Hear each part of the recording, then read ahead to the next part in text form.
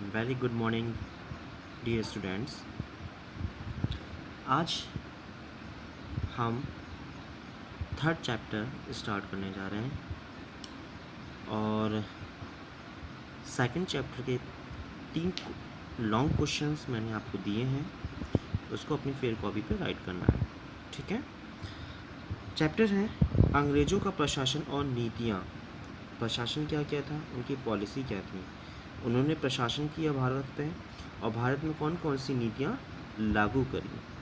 आज जो हम लोग पढ़ रहे हैं वो उन्हीं की देन है, उन्हीं की पॉलिसीज़ हैं कि हिंदी के साथ साथ इंग्लिश मीडियम भी पढ़ा जाए। भारत में ब्रिटिश राजनीति का प्रारंभ 1757 ईस्वी में ब्रिटिश ईस्ट इंडिया कंपनी द्वारा प्लासी के युद्ध के बंगाल के नवाब सिराजुद्दौला को पराजित करने से माना जाता है।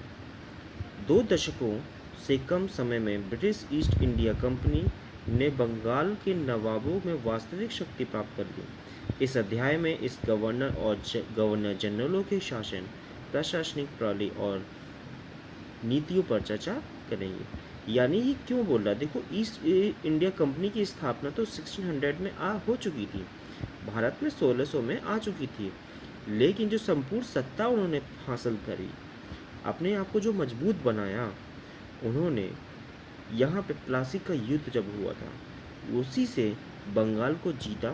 सिराजुद्दौला नवाब थे, ठीक है, उनको हराया, बंगाल के नवाब थे, उनको हराया। हराने के बाद ब्रिटिश ने अपनी नीतियों को और बढ़ा दिया।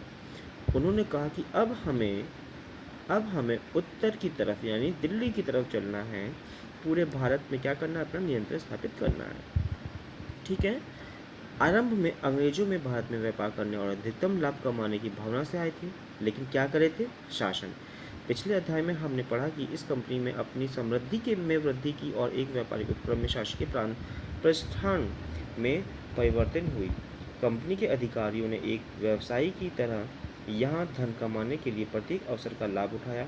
समय बीतने के साथ ही कंपनी के लिए व्यापार करना उतना महत्वपूर्ण नहीं रह गया जितना भारत पर राज करना।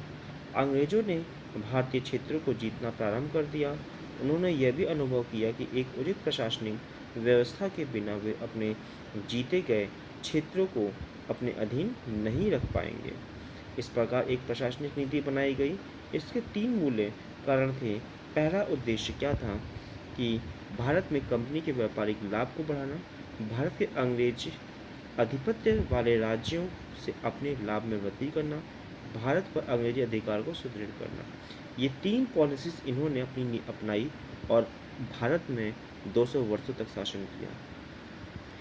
पहला प्रेसिडेंसी। प्रेसिडेंसी क्या है, जब अंग्रेजी शासन किसी राज्य, आज जो हम लोग राज्य बोलते हैं, तो उस समय Awadh presidency, Bengal presidency, Bombay presidency, जहाँ जहाँ अंग्रेजी शासनों ने अपना आधिपत्य घोषित किया, अधिकार किया, वो अंग्रेजों की प्रेसिडेंसी बन गई।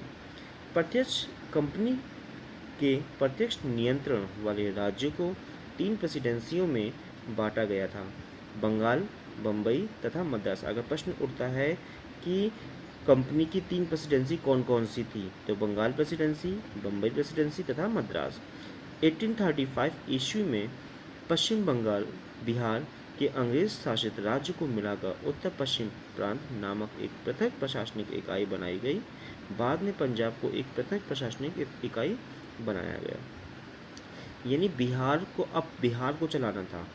बिहार, उत्तर प्रदेश को उत्तर प्रांत घोषित किया, अवध प्रांत घोषित किया। यही प्रेसिडेंसी जो है धीरे धीरे बढ़ने लगी। बंगाल में पूरा का पूरा बिहार आ गया, बम्बई में महाराष्ट्र, गोवा, पुणे आ गया, मद्रास में तमिलनाडु, कर्नाटक और आपका केरल, उड़ीसा, ये सारे के सारे आपके राज्य सम्मिलित हो गए। भ्रष्ट अधिकारियों, अब क्या है, करप्ट ऑफिशियल्स, जो ऑफिसर्स थे। भारत में ब्रिटिश शासन के आरंभिक वर्षों में ईस्ट इंडिया कंपनी के अधिकारियों ने अपनी शक्तियों को बहुत दुरुपयोग किया। उन्होंने अपने पद का प्रयोग व्यक्तिगत लाभ कमाने के लिए किया। उन्होंने किसानों से भूमि का लगान ऊंची पर ऐठा यानी कमाया। कारीगर तथा शिल्पियों को अपना माल सस्ती दर पर बेचने पर मजबूर किया। जिसे वे पूरी ऊंची कीमत पर बेचते थे, वे अधिक धन कमाने के लिए भ्रष्टाचार के कार्यों में लिप्त रहते थे।